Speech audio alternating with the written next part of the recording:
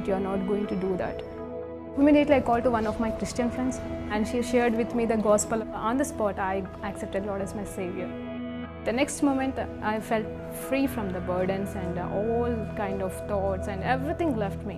Praise Lord అండి. దేవునికి మహిమ కలుగును గాక. ప్రార్థన చేసుకుందాం. పరిశుద్ధ గొప్ప దేవానికి స్తోత్రం, స్తుతి, మహిమ, ఘనత, ప్రభావం చెల్లించుకుంటున్నాం. నేను ఈ సమయంలో తండ్రి శాంటిఫికేషన్ అనే ప్రాసెస్ గురించి, పరిశుద్ధపరచబడుట అనే ప్రాసెస్ గురించి మేము నేర్చుకుంటుండగా మాతోని మాట్లాడి మమ్మల్ని పరిశుద్ధపరచమని, అవును తండ్రి మమ్మల్ని పరిశీలించమని యేసుక్రీస్తు నామములో ప్రార్థన తెలియజేసుకుంటూ సమర్పిస్తున్నాం తండ్రి. ఆమేన్. ప్రైజ్ లార్డ్ అండి. దేవునికి మహిమ కలుగును గాక. మరి ఈరోజు దేవాది దేవుడు మనకిస్తున్న వాక్యాంశం ఏంటి అంటే sanctification process by Holy Spirit. అవునండి, పరిశుద్ధాత్మ దేవుని ద్వారా మనము ఏ రీతిగా మరి పరిశుద్ధతలోనికి, అలాగే మరి పవిత్రతలోనికి మనం వెళ్ళగలమనే మాటల గురించి మనం ధ్యానించబోతున్నామండి. అవును, పరిశుద్ధత గురించే ఈరోజు నేను మాట్లాడబోతున్నాను. అయితే పరిశుద్ధాత్మ దేవుడు ఎక్కడున్నాడంటే నాలో, మనలో ఉన్నాడు. Yes, is on us and in us అంట. పరిశుద్ధాత్మ దేవుడు మన పైన అండి, అలాగే మనలో ఉన్నాడు. ఎలా ఉన్నాడు అంటే ఆయన ఆత్మ రూపంలో మనలో జీవిస్తున్నాడు. మన ఆత్మ ఆయన ఆత్మతో ఏకమయ్యి మనము ఒక్కటిగా జీవిస్తున్నాం. ఎవరితో? యేసు ప్రభుతో, అలాగే తండ్రి దేవునితో, అలాగే పరిశుద్ధాత్మతో ఏకమై ఉంటున్నామండి. అయితే మరి ఈ రకంగా పరిశుద్ధాత్మ దేవుడు మనలో జీవించడం అనేది ఎలా ఆరంభించబడుతుంది అంటే ఆల్మోస్ట్ మనందరికీ తెలిసిందే. మరి తెలియని వారికి మళ్ళీ చెప్తున్నానండి. మనం ఎప్పుడైతే యేసు ప్రభు వారిని సొంత రక్షకుడిగా అంగీకరిస్తామో అప్పుడే పరిశుద్ధాత్మ దేవుడు మన పైన ఉన్నాడంటండి. మనల్ని ఒప్పింపచేసేది ఆయనే, మనల్ని దేవుని వైపు ఆకర్షించేది ఆయననే. నిజమైన దేవుడు యేసు తప్ప వేరే దేవుడు లేడని సత్యంలోకి నడిపించేది ఆయనే. ఆయన అప్పటి వరకు మన చుట్టూ తిరుగుతూ మనకి బోధించడానికి ప్రయత్నిస్తున్న ఆ పరిశుద్ధాత్మ దేవుడు మనం ఎప్పుడైతే యేసు ప్రభుని మన నోటితోనూ మన హృదయముతోనూ యేసయ్యా నువ్వే నా దేవుడవి, నువ్వు తప్ప ఇంకా నాకు ఏ దేవుడు లేడు, నువ్వే నిజమైన దేవుడవని నువ్వు ఎప్పుడైతే నోటితో అంగీకరిస్తావో అప్పుడే పరిశుద్ధాత్మ దేవుడు మరి యేసు ప్రభుతో పాటుగా మనలోనికి వస్తాడండి. హల్లెలూయా. అంటే దేవాది దేవుడిని నీ హృదయం పైన మరి ఆసీనుడుగా ఉండటానికి, అధికారిగా ఉండటానికి, నీ జీవితాన్ని ఏలడానికి. అవునండి, అప్పటి వరకు నీ జీవితాన్ని ఏది ఏలిందో కానీ ఇప్పుడు దేవాది దేవుడు ఏలాలని నువ్వు సమర్పించుకున్న మరుక్షణం నుండి పరిశుద్ధాత్మ దేవుడు నీలోనికి వచ్చి నీతో సహవాసం చేస్తాడు. హల్లెలూయా. ఎంత గొప్ప ధన్యత అండి. సో పరిశుద్ధాత్మ దేవుడు ఎక్కడున్నాడంటే నాలోనా నా పైన, అంటే మీలోనా మీ పైన. ఏ క్షణం నుండి యేసు ప్రభుని దేవుడిగా మరి రక్షకుడిగా నువ్వు అంగీకరించిన మరుక్షణం నుండి. హల్లెలూయా. దేవునికి మహిమ కలుగును గాక. అయితే 1 తెస్సలోనికి రాసిన పత్రిక 4వ అధ్యాయంలో ఉన్న కొన్ని సత్యాలు మనం ఈరోజు నేర్చుకోబోతున్నాం. అవునండి, అయితే మరి పరిశుద్ధాత్మ దేవుడు మనలో ఉన్నాడు, యేసయ్య మనలో ఉన్నాడు, మనం దేవుని శరీరమే ఉన్నాము అనే మాటలు మనకి తెలుసు. మనము కేవలం ఆయన శరీరం మాత్రమే కాదు, ఆయన పరిశుద్ధ ఆలయముగా కూడా ఉన్నామని మనకి తెలుసండి. కానీ మనము పవిత్రంగా బ్రతుకుతున్నామా, పవిత్రంగా బ్రతకగలుగుతున్నామా అంటే బ్రతకలేకపోతున్నాం. కారణం ఏంటి అనేది ఆలోచన చేస్తూ ఉంటే మరి మీరే కాదండి, మేము కూడా ఆలోచన చేస్తున్నప్పుడు ఎందుకో తెలీదు ప్రభా, ఎందుకు మనిషి జీవితం ఎంత పరిశుద్ధంగా మరి బ్రతకాలనుకున్నా బ్రతకలేకపోతున్నామో, ఎందుకు ప్రభా అంటే నాకు ఒక వచనం గుర్తొచ్చింది. ఏంటంటే దేవుడు చెప్తున్నాడు, మీరు ఆవిరి వంటి వారే కదా. ఎవరండి? మనుషులు ఆవిరి వంటి వారే కదే, వాళ్ళు కేవలం మనుషులే కదా, మనుషుల వల్ల తప్పు జరుగుతూనే ఉంటుంది కదా అని దేవుడే మరి కాంప్రమైజ్ అవుతాడంట మన పట్ల. అంటే లైక్ తగ్గించుకుంటాడంట. పోనీలే పిల్లలు, పోనీలే బిడ్డలు, పోనీలే అని చెప్పేసి క్షమించుకుంటూ మరి తను మనల్ని కాపాడుతూ మరి ఆయనైతే మనల్ని విడిచిపెట్టట్లేదు, కానీ ఆయన మనల్ని దీవిస్తూనే ముందుకు నడుస్తున్నాడు. హల్లెలూయా. ముందుకి నడిపిస్తున్నాడు. ఆయన మనతోనే ఉన్నాడు, మనలోనే ఉన్నాడు. హల్లెలూయా.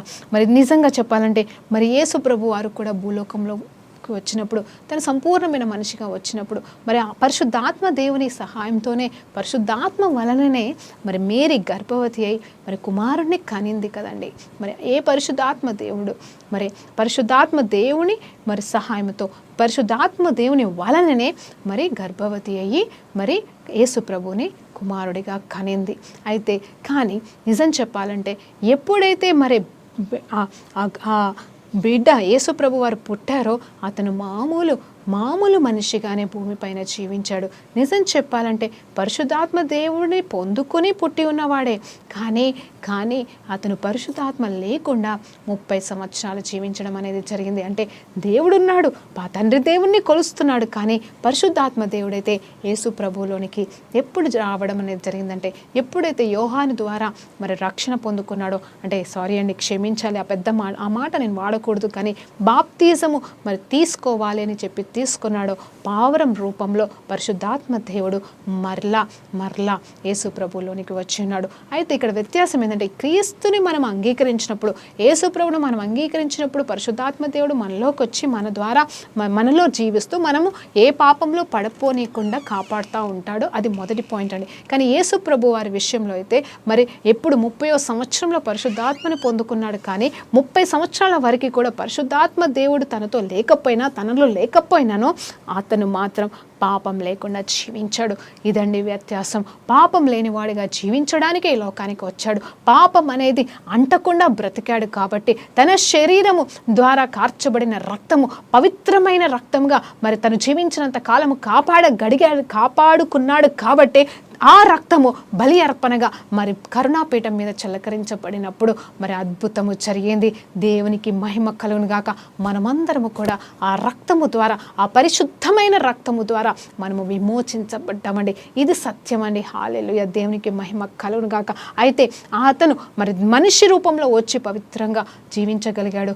మనం మనిషి రూపంలో ఉండి పవిత్రులుగా జీవించలేము కాబట్టి మనకెవరు కావాలంటే పరిశుద్ధాత్మ దేవుడే కావాలి, ఆయనే కావాలి. కాబట్టి మనకి సహాయం చేస్తాడు, మనల్ని గద్దిస్తూ ఉంటాడు, ఇది తప్పు అది ఒప్పు అని. అవునండి, తప్పు ఒప్పు తెలియని వాడంటే ఎవరు లేరు ఈ లోకంలో. కానీ అంతరాత్మ అంటారు కదండి, మరి ఆ స్వరానికి మనం వినాలి.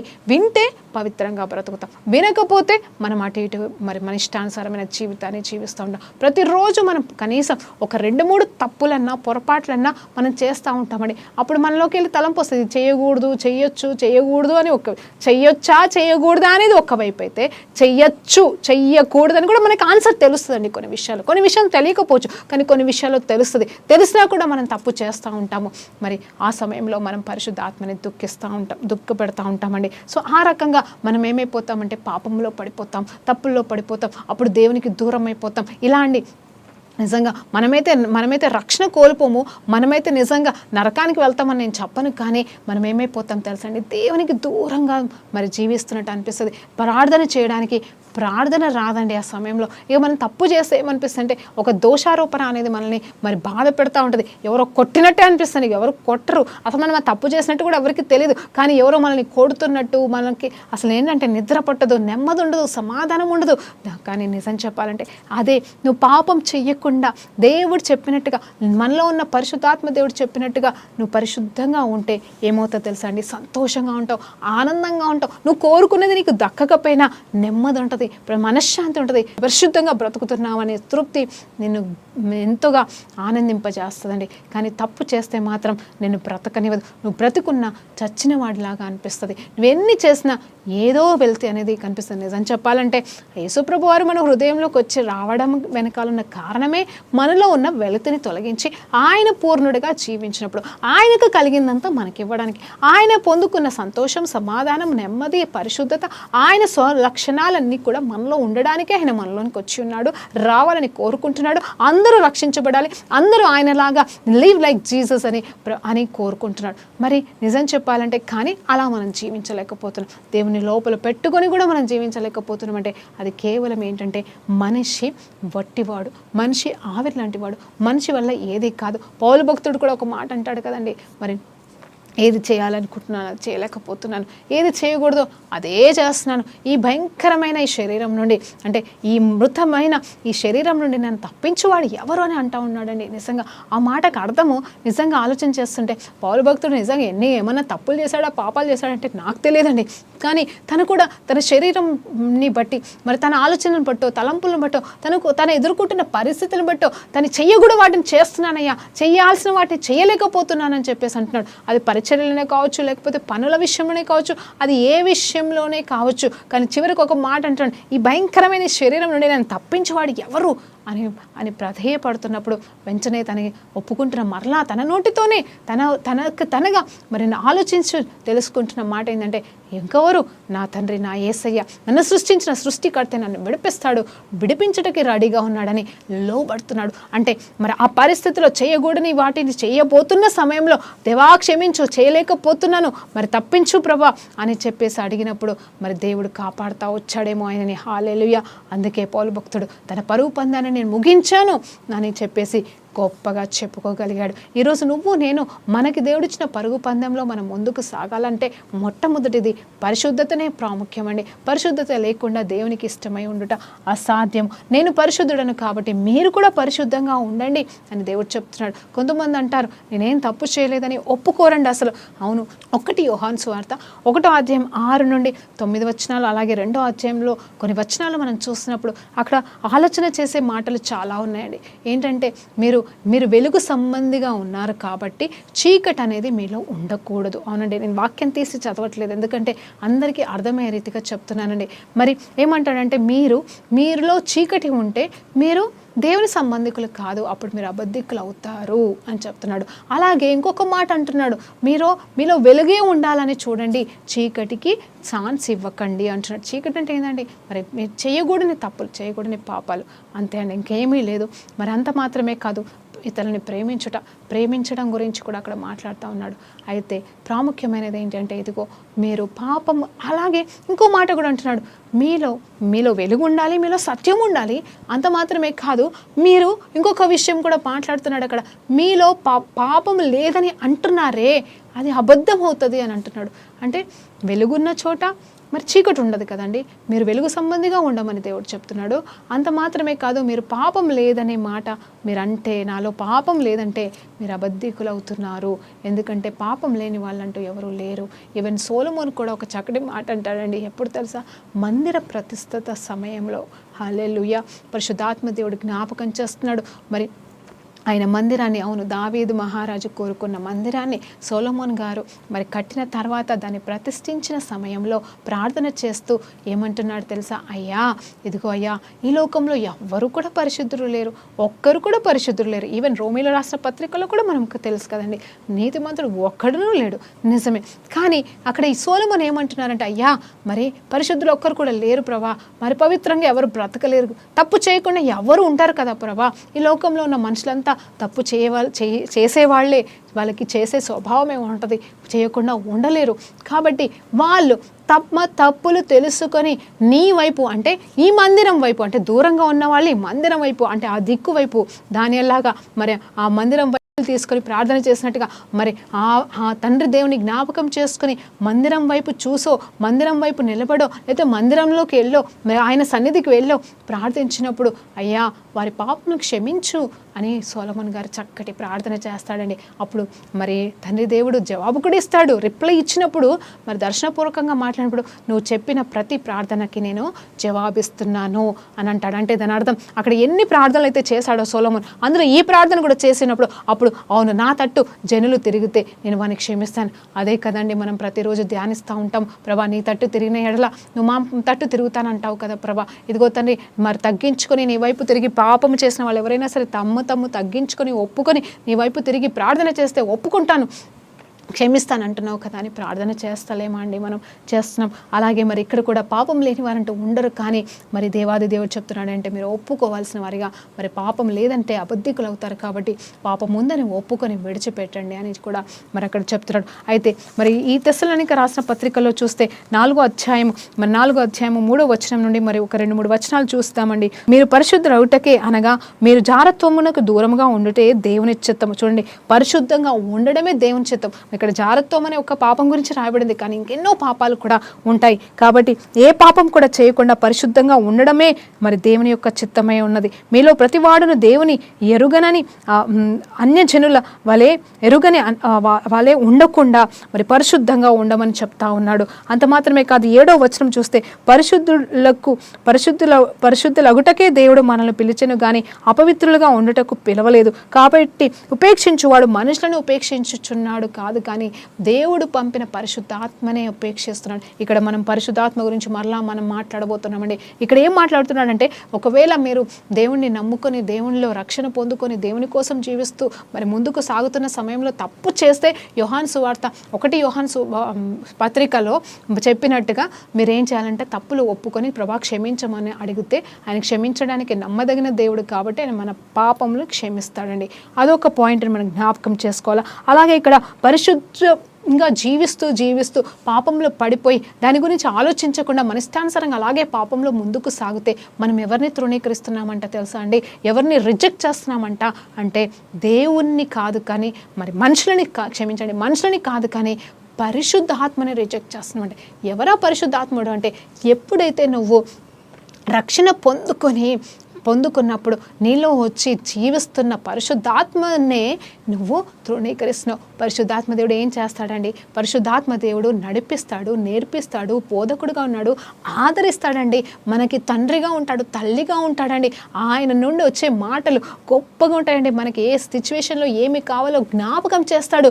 మనల్ని ఓదార్చే వాళ్ళు లేనప్పుడు ఆయన ఓదార్పై ఉంటాడు. అలాంటి వ్యక్తిని, అలాంటి పరిశుద్ధాత్మ దేవుణ్ణి నీలో ఉన్నప్పుడు మరి నువ్వు గ్రహించకుండా నీ ఇష్టానుసారంగా అవును పాపం చేసినప్పుడు ఆయన ఒప్పిస్తాడు. నువ్వు ఒప్పుకోకుండా అలాగే నువ్వు పాపంలో ముందుకు సాగితే నువ్వు ఎవరిని తృణీకరిస్తున్నావు అంటే ఒక మనిషినో ఒక వ్యక్తినో కాదు కానీ నీలో ఉన్న పరిశుద్ధాత్మనే నువ్వు తృణీకరిస్తున్నావు. నిజం చెప్పాలంటే అప్పుడు పరిశుద్ధాత్మ దేవుడు దుఃఖిస్తాడంట, బాధపడతాడంట, వేదన పడతాడంట, ఏమి చేయలేక ముడుచుకొని ఉంటాడటండి. ఆలోచన చేయండి, అది ఎంత బాధాకరమైన విషయం. నీలో ఉన్న దేవాది దేవుని నువ్వు బాధ పెడితే నీకు వచ్చేది ఏమైనా ఉంటుందా అని ఈరోజు మీకు జ్ఞాపకం చేస్తున్నాడు. పరిశుద్ధాత్మ దేవుని అందులో ఆనందమే మనకు బలము కదండి. ఆ పరిశుద్ధాత్మ దేవుడు మనల్ని ఆనందంలోకి నడిపించినప్పుడు మనకి బలం వస్తుందంట, ధైర్యం వస్తుందంట. అలాంటిది ఆయనని దుఃఖపరిస్తే మనము కూడా దుఃఖకాంతరమైపోతాం జీవితాంతం అండి. ఇంకా మనకంటూ మనల్ని బయటకి లాగే వాళ్ళే ఉండరు. ఇంకా మరి మనం దేవుని వైపు తిరగడానిక మనకు మనస్సు రాదు, పశ్చాత్తాపము రాదు, బండలం అయిపోతాము. పాపం పెరిగి పెరిగి పెరిగి పండిపోయి ఏమైపోతుందంటే బండబారిపోతామండి. ఇక పాపం చేస్తున్నట్టే అనిపించదు. మొదట్లో ఏమనిపిస్తుంది తెలుసా? అయ్యో తప్పు చేశానని భావం అనిపిస్తుంది. అయ్యో చేయాల్సింది కాదే అనిపిస్తుంది. కానీ అలా పాపం అలవాటు అయిపోతూ ఉంటే మళ్ళీ మనం ఎక్కడికి వెళ్ళిపోతాం తెలుసా అండి? ఇక్కడ రాయబడినట్టుగా మొదటి వారిలాగా మరి క్రైస్తు లేనప్పుడు ఎలా జీవించామో అలా అయిపోతామండి. అప్పుడు అన్యులకి మనకి తేడా లేదు. క్రైస్తవుడిని పొందుకున్న నీకును క్రైస్తవుడిని పొందుకోలేని బయట వారికి తేడా లేకుండా మామూలు జీవితాన్ని కొనసాగిస్తూ వెళ్ళిపోతూ ఉంటావు. అప్పుడు మరి ఆయన రక్తం వ్యర్థమైపోతుంది. ఒక మాట ఉంటుంది, ఏంటి తెలుసా? అలాంటి పరిస్థితులు అంట మనం ఏం చేస్తున్నాం తెలుసా అండి? క్రీస్తునంట మరలా సిలువ వేయడం అని ఒక దగ్గర రాసిపడి ఉంటుందండి. సిలువ వేయడం అనేది బాగానే ఉంది, మన కోసం మరలా సిలువ వేస్తున్నాం దేవుని అనే మాట బాగానే ఉంది. కానీ ఇంకో భయంకరమైన మాట ఉంది, ఏంటంటే మనమంట తెలిసి చేస్తే పడిపోయిన స్థితిలో లేవకుండా అలాగే దిగజారిపోతే మన సాక్షికి మనం లోబడకపోతే పరిశుద్ధాత్మ దేవునికి మరి మనం విధేయత చూపించకపోతే ఏమైపోతున్నామంటే, ఏం చేస్తున్నామంటే మరి దేవాది దేవుని యేసు ప్రభువునంట మనం కాళ్ళతో తొక్కుతున్నామటండి. నిజంగా మీకే కాదు ఈ మాట ఈరోజు నన్ను కూడా కదిలిస్తుంది. ఎందుకంటే చేయకూడదని ఎన్నో నేను చేస్తూ ఉంటాను, చేయాలి అనుకునేవి ఏవి చేయలేకపోతున్నామని ప్రతిరోజు మేము బాధపడుతూనే ఉంటామండి. నిజంగా మేము మనుషులమే, మేము మీలాంటి వారమే, మేము బలహీనలమే. మేము బోధిస్తున్నామని మేమేదో పరిశుద్ధంగా ఉన్నామంటే కాదండి. మాలో కూడా ఎన్నో తప్పులు, ఎన్నో బలహీనతలు ఎన్నో ఎదుర్కొంటూ ఉంటాం. ఎన్నో సమస్యలు మేము కూడా ఎదుర్కోవాల్సిన వారముగా ఉన్నాము. కానీ దేవుని కృప చొప్పున నిలబడుతూ ముందుకు సాగడానికి దేవుడిచ్చిన వాక్యాలని మరి దేవుడిచ్చిన ఈ సత్యాల్ని మేము మరి పాటిస్తున్నాము. కాబట్టి అప్పుడు మేము ఎదుట ధైర్యంగా నిలబడగలుగుతున్నాం. ఇక్కడ మీకు మాకు వ్యత్యాసం ఏమీ లేదండి. ఒకటే వ్యత్యాసం ఏంటి అంటే, మీకు తెలియదేమో మేము చెప్తున్నామేమో, మాకు తెలిసేమో మేము పాటిస్తలేమేమో, ఇంతే అండి తేడా. మేము తెలిసి పాటించకపోతే మరి అది పాపమే. మీకు తెలియదు కాబట్టి అది తప్పులో పడదు. కానీ మేము చెప్పినప్పుడు మీరు విని పాటించకపోతే మరలా మీరు కూడా తప్పులో పడతారు. కాబట్టి మనకి తెలియడం ముఖ్యం కాదు, చెప్పడం ముఖ్యం కాదు, కానీ పాటించడం ముఖ్యం. అది విధేయత చూపించడం అనేది ప్రాముఖ్యమైనదండి క్రైస్తవ జీవితంలో. నేను దేవుని బిడ్డను, దేవుని నమ్ముకున్నాను అంటే మనము ప్రతి నిమిషం, ప్రతి సెకండ్ తండ్రి దేవుడు మనల్ని చూస్తున్నాడా లేదా, కన్ను రెప్ప పాటున మరి కూడా మర్చిపోకుండా మనల్ని చూస్తున్న దేవాది దేవుడు ఏమంటున్నాడు తెలుసా? ఇదిగో నిన్ను విడువను ఎడబాయను అంటున్నాడు. మరి విడువను ఎడబాయను అనే మాట ఆయనైతే పొల్లిపోకుండా నిలబెట్టుకుంటాడు. మాట మార్చే దేవుడు కాదు. మరి ఎవరు విడిచేస్తున్నారు అంటే మనమే విడిపేస్తాను. ఒక మాట గుర్తొస్తుందండి. కొత్తగా రక్షణలోకి వచ్చిన సమయంలో, అంటే దేవుని నమ్ముకున్న మొదటి దినాలలో, మరీ మొదటి అంటే ఇంకా ఫస్ట్ మంత్లోనండి, మరి రక్షణ పొందుకొని ఒక నెల రోజులు అవుతుందేమో, అప్పుడు నేను దేవుని ప్రేమను రుచి చూడడం ఆరంభిస్తూ ఉన్న సమయం. అంటే దేవుని అయితే నమ్ముకున్నాను ఫస్ట్లో, మరి వెంటనే దేవుని సన్నిధిలో గడుపుతూ ప్రార్థనలు చేసుకుంటూ బైబిల్ చదువుతున్న సమయంలో ఆయన ప్రేమను నేను ఆస్వాదిస్తూ ఉన్నాను.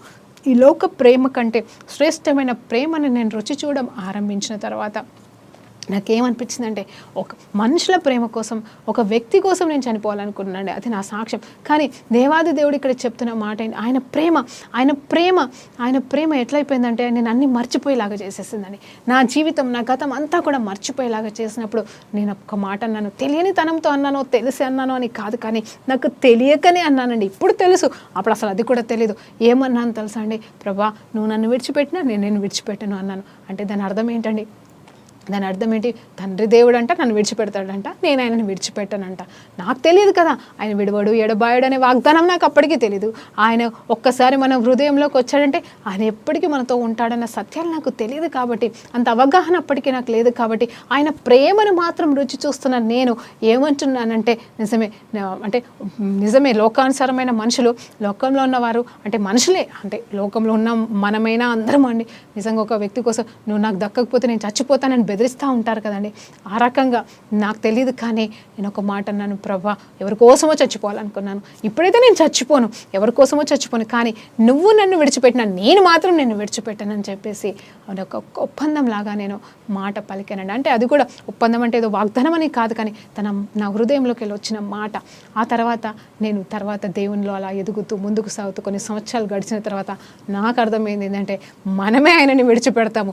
అన్నీ అనుభవించి ప్రేమ చూసి ఆయన ఏంటో తెలిసి కూడా, ఆయనకున్న యోగ్యత తెలిసి కూడా మనము మన స్థితిలో మరలా పడిపోతాము. దేవునికి మనం దూరం అవుతాము, మన పాపంలో మనమే కొట్టుకుపోతాము. కానీ ఆయనైతే మనల్ని విడిచిపెట్టాడు అని తర్వాత తెలుసుకున్నాను. నవ్వుకున్నాను ఫస్ట్లో. ప్రభా క్షమించని కూడా తెలిసి తెలియని తప్పులు నా ద్వారా జరిగినప్పుడు ఒప్పుకున్నాను. అప్పుడు ప్రభా ఏంటి ప్రభా, ఇదేంటి ప్రభా, క్రైస్తవులంటే పరిశుద్ధులు కదా, క్రైస్తత్వం అంటే పరిశుద్ధత కదా ప్రభా, ఇదేంటి ప్రభా, మళ్ళీ తప్పులే, మళ్ళీ పాపాలే, 10 మందికి బోధిస్తున్న కాలంలో మళ్ళీ నేను పడిపోతున్నా, ఏంటి ప్రభా అన్నప్పుడు అప్పుడు దేవాది దేవుడు యోహాను పత్రికలోకి వెళ్ళి దేవుడు నాతో మాట్లాడి ఉన్నాడు. ఏంటంటే, పాపం లేకుండా అయితే మనం ఉండము. నిజమే అండి, ఇవన్నీ ఆదరణ కలిగిస్తున్నాయి కదండి, ఊరటనిస్తున్నాయి కదా. నిజమే, నేనైతే నిజం చెప్తున్నానండి. పాపం గురించి చెప్పడం నాకు అంతగా ఇష్టం లేదు, కానీ పాపం గురించి తెలియాల్సిన అవసరం ఉందా లేదా అంటే, పాపం తెలియని వాడంటే ఎవరు లేడు. కానీ పాపంలో పడిపోయిన వారిని ఎలా లేవనెత్తాలండి, మన బాధ్యత ఎలా ఉంది అనేది మనం ఈరోజు జ్ఞాపకం చేసుకుందాము. అందరము పాపలమే, అందరము తప్పు చేస్తున్న వారమే, కానీ తప్పు ఒప్పుకొని దేవుని వైపు తిరగాల, వారిని కూడా మనం తిప్పాలా, బయట ఉన్నవారిని దేవుని వైపు తిప్పాలా, పడిపోతున్న మనము లేవాలా, ఒకరు తెలిసిన వాళ్ళు పడిపోతే లేవనెత్తాలా, ఎవరైనా తప్పు చేస్తే క్షమించాలా. అవునండి, దేవుడు ఎంత గొప్ప అధికారం ఇచ్చాడు తెలుసా అండి. అధికారం గురించి మనం గొప్పగా దేవుడు నాకు ఈ అభిషేకం ఇచ్చాడు, ఈ తలాంతి ఇచ్చాడు, ఆ తలాంతి ఇచ్చాడు. అన్నిటికంటే శ్రేష్టమైన తలాంతి ఏంటి తెలుసా అండి?